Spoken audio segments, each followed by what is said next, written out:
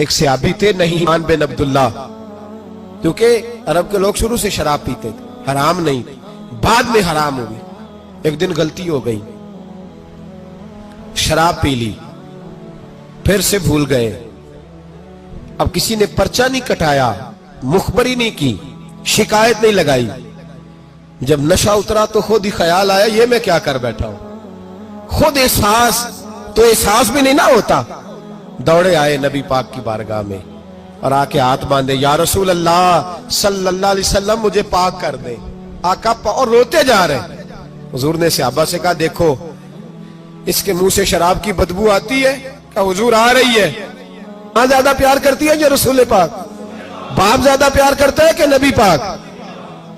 حضور بھی رحمت للعالمین ہے امت کے لیے، لیکن جب ثابت ہو گیا نا کہ شراب پی ہے تو پھر میرے محبوب نے فرمایا اب اس کی اصلاح ضروری ہے، حکم دیا۔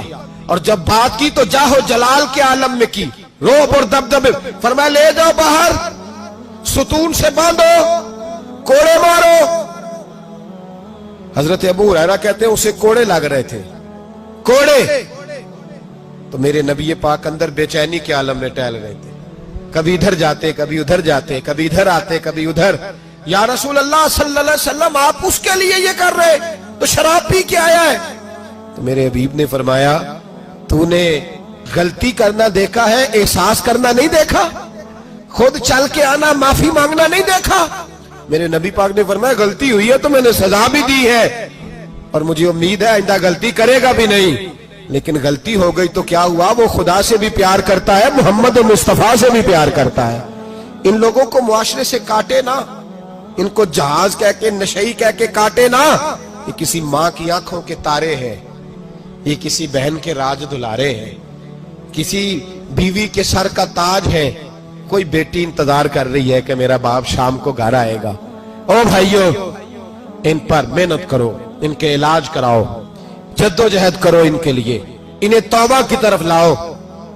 میرے شیخ پیرانے سلسلہ حضرت جنید بغدادی رحمت اللہ تعالیٰ علیہ تقریر کر رہے تھے تو ایک شرابی پہ اثر ہو گیا، دوڑا ہوا آیا، کہنے لگا حضور ہر روز شراب پی ہے، 40 سال ہو گئے شراب پیتے، آپ کی باتیں دل کو لگ گئی ہیں، لیکن آج توبہ کروں گا تو اللہ معاف کر دے گا۔ تو حضرت جنید بغدادی فرمانے لگے تیرا کوئی انتظار کر رہا ہے؟ تو کہنے لگا حضور نشئیوں کا شرابیوں کا کون انتظار کرتا ہے؟ کچھ زمانہ اماں انتظار کرتی تھی، اب سمجھ گئی وہ نہیں آئے گا۔ کون انتظار کرتا ہے؟ سمجھ گئی وہ نہیں آئے گا۔ کچھ عرصہ بیوی نے انتظار کیا، سمجھ گئی کسی نالی میں پڑا ہوگا نہیں آئے گا۔ بہن بھائی بال بچے انتظار کرنا چھوڑ گئے، اب میرا کوئی نہیں انتظار کر رہا۔ تو حضرت جنید بغدادی رو پڑے، فرمانے لگے نہیں، رب کی رحمت تیری توبہ کا ابھی بھی انتظار کر رہی ہے، خدا کا کرم تیری توبہ کا انتظار کر رہا ہے، آجا، دروازہ کھلا ہوا، لوٹ آیا۔ وہ شخص کہتا ہے جب بات سنی تو اللہ اکبر کہا، کپڑے پھٹ گئے، قدموں میں گرا، وضو کیا، غسل کیا، مسجد آیا، کہنے لگا یا اللہ تو واقعی راضی ہے، واقعی راضی ہے؟ تو فرماتے ہیں جب وہ رو رو کے یہ دعا کر رہا تھا تو مسجد کے ہر کونے سے آواز آنے لگی تو نے سچی توبہ کر لیا تو تیرا رب راضی ہو گیا ہے، ان کو پکڑ کے لاؤ۔ اور حضرت جنید نے یہ بات سیکھی کہاں سے؟ حضرت سیری سختی سے۔ حضرت سیری سختی آپ کے مرشد تھے تو گزر رہے تھے گلی میں، ایک درخت کے نیچے رش بڑا تھا، درخت تھا تو لوگ وہاں کٹھے تھے، رش تھا تو آپ نے کہا جنید پتا تو کر یہاں کیا ہے؟